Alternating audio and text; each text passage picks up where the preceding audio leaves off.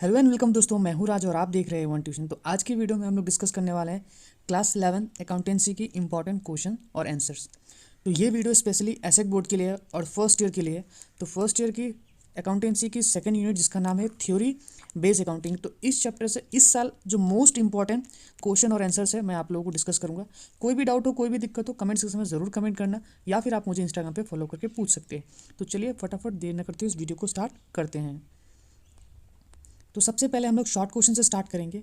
ये क्वेश्चंस ऐसे हैं ना जो बहुत ज़्यादा इंपॉर्टेंट है, और वीडियो के लास्ट में मैं ऐसे क्वेश्चंस बताऊंगा जो कि बहुत बहुत बहुत ज़्यादा इंपॉर्टेंट है।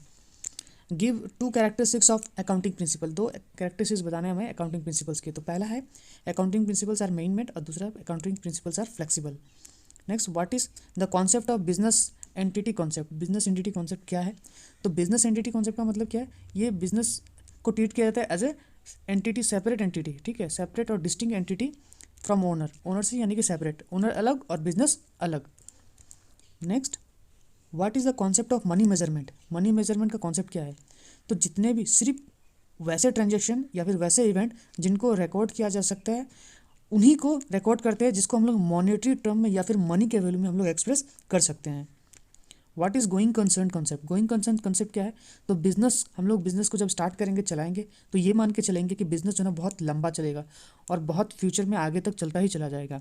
यानी कि जैसे जैसे कहते हैं ना, the so must go on, यानी कि नियर फ्यूचर में हम लोग को इस बिज़नेस को बंद करने की कोई भी संभावना नहीं है। उसके बाद what is accounting period concept. तो अकाउंटिंग पीरियड कॉन्सेप्ट क्या है?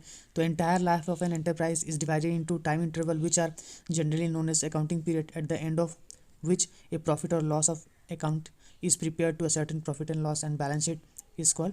तो यानी कि फाइनेंशियल प्रेजेंट, तो हर को अभी कोई भी हिसाब किताब करोगे तो उसके लिए तो कोई एक पीरियड चाहिए ना, चाहे वो फाइनेंशियल ईयर चाहे वो अकाउंटिंग ईयर जैसे कहते हैं हम लोग, तो वो उसी को हम लोग कहते हैं accounting period concept. What is cost concept. Cost concept क्या है? तो assets are shown in the book at the cost of acquisition less depreciation. Next, dual aspect concept क्या है? तो डुअल एस्पेक्ट कॉन्सेप्ट का मतलब क्या है? एवरी बिजनेस ट्रांजेक्शन, हर एक बिजनेस ट्रांजेक्शन का डुअल एस्पेक्ट होता है। एक डेबिट एक्सपेक्ट होता है और एक क्रेडिट एक्सपेक्ट होता है। What is revenue recognition concept. Revenue recognition concept क्या है? फिर जाके मैचिंग कॉन्सेप्ट क्या है, एक्रूअल कॉन्सेप्ट क्या है। सारे ही क्वेश्चंस को मैं डिस्कस करते नहीं रहूँगा, जो बहुत मोस्ट इंपॉर्टेंट क्वेश्चंस हैं उनको ही मैं डिस्कस करूँगा। ऐसे तो ये तो नोट्स तो सारे इंपॉर्टेंट ही है, लेकिन इनमें से जो बहुत ज़्यादा इंपॉर्टेंट है, मतलब ये फिल इन द ब्लैंक्स है कुछ, ये जिनका आंसर जो है ना मैं आप लोगों को नीचे दे दूंगा। तो ये रहा सारा फिल इन द ब्लैंक्स के आंसर्स, ठीक है। तो ये सब सारा आप लोग चेक कर लेना। अब ये सब देखो शॉर्ट एंड लॉन्ग क्वेश्चन है, जहाँ से व्हाट इज़ गैप, तो ये 2019 में पूछा गया था, बहुत बहुत इंपॉर्टेंट है। तो गैप का फुल फॉर्म क्या है? कई बार पूछ दिया जाता है। जनरली एक्सेप्टेड अकाउंटिंग प्रिंसिपल्स को हम लोग गैप कहते हैं। Means certain accounting principles that are followed while recording transaction, जिसको फॉलो किया जाता है रिकॉर्डिंग ट्रांजेक्शन रिकॉर्ड करने में या फिर फाइनेंशियल स्टेटमेंट को प्रिपेयर करने में। They are the they are the accounting principles generally accepted by accounting professions to make accounting information reliable and understandable. They have been developed on the basis of customs, usage, research and practical necessity। इसलिए time to time इसको change भी किया जाता है customs और necessity के base पे, और ये वेरी करता है फ्रॉम प्लेस टू प्लेस। फिर अकाउंटिंग प्रिंसिपल्स क्या है? ये 2016 में पूछा गया था। फिर अकाउंटिंग कॉन्सेप्ट क्या है? 2011 में पूछा गया है। What do you mean by accounting convention. Accounting convention का मतलब क्या है? फिर अकाउंटिंग एजम्पशंस क्या है? तो ये कुछ एग्जांपल्स के साथ अकाउंटिंग इक्वेशंस क्या है? अकाउंटिंग इक्वेशंस की इक्वेशंस को याद करना अच्छे तरीके से। जैसे एसेट इक्वल्स टू, ठीक है, यहाँ पे इक्वल्स होगा asset equals to capital plus liability, liability equals to asset minus capital, ठीक है, और ये capital equals to asset minus liability. तो ये सब आप लोग ख्याल रखना, ठीक है। उसके बाद the above relation is known as the accounting equation, और ये सब एग्जांपल्स है। ये क्वेश्चन देखो कितना इंपॉर्टेंट, जो मैं बता रहा था ना कि वीडियो क्लास में बताऊंगा, बहुत बहुत इंपॉर्टेंट यही है। What do you mean by accounting standard. तो अकाउंटिंग स्टैंडर्ड क्या है? 2014, 15, 17, 18, 19 में पूछा गया है। तो इन सब सारे क्वेश्चंस को बिल्कुल भी मिस आउट नहीं करना है, एकदम बहुत अच्छे तरीके से पढ़ के जाना, और इस चैप्टर से कुछ बेसिक टर्म्स पढ़ के जाना। इस बेसिक टर्म से रिलेटेड क्वेश्चंस आएंगे ही आएंगे। बेसिक एजम्पशंस ऑफ अकाउंटिंग, जैसे कि हो गया नेम टू बेसिक प्रिंसिपल्स, उसके बाद हो गया name the modify principles of accounting, जिनमें से ये सब सारे हमारे आंसर्स दिया हुआ है, ठीक है। ये पहला वाला नंबर ए का आंसर हमारा है, ये रहा बेसिक असम्पशंस। तो name the basic assumptions, name the basic principles of accounting, name the modifying principles of accounting. तो ये तीन क्वेश्चंस का ये हमारा आंसर्स। उसके बाद ये क्वेश्चन भी बहुत ज़्यादा इंपॉर्टेंट है, अकाउंटिंग एंटिटी असम्पशन। तो अकाउंटिंग एंटिटी असम्पशंस 2014 और 2016 में पूछा गया था। बहुत बहुत बहुत बहुत इंपॉर्टेंट है, तो इसको बिल्कुल भी मिस आउट मत करना। आंसर्स आप लोगों को लग रहा होगा ये बड़ा है, लेकिन इसको जो है एग्जांपल्स दे के हमने समझाया है, ताकि एग्जांपल्स रहेगा तो फिर आप लोगों को समझने में आसानी होगा। अगर मान लो कि थ्योरी नहीं समझ में आया तो आप नीचे जाना, एग्जांपल पढ़ना। जैसे the proprietor contributed 20,000 to business as capital, it will be recorded as a capital which is liability to in the business. मतलब एकदम आसान भाषा में यहाँ पे लिखा गया ताकि आप जो ना आसानी से पढ़ सको। उसका बाद discuss the principles of money measurement assumption. जो ऊपर हम लोगों ने मनी मेजरमेंट कॉन्सेप्ट के बारे में पढ़ा था, जो कि शॉर्ट में था, ये थोड़ा लॉन्ग में है। अगर लॉन्ग आएगा तो आपको यहाँ से लिखना होगा, शॉर्ट आएगा तो मैंने ऊपर में आप लोगों को बता रखा है।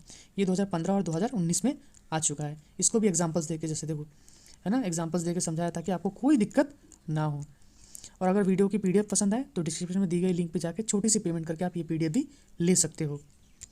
Discuss the underlying principles of growing concern assumption 2015 में पूछा गया था। गोइंग कंसर्न, जो जैसे गोइंग कंसर्न के बारे में ऊपर में हम लोग डिस्कस किया ही था। फिर explain the principles of duality in brief 2017 में पूछा गया था।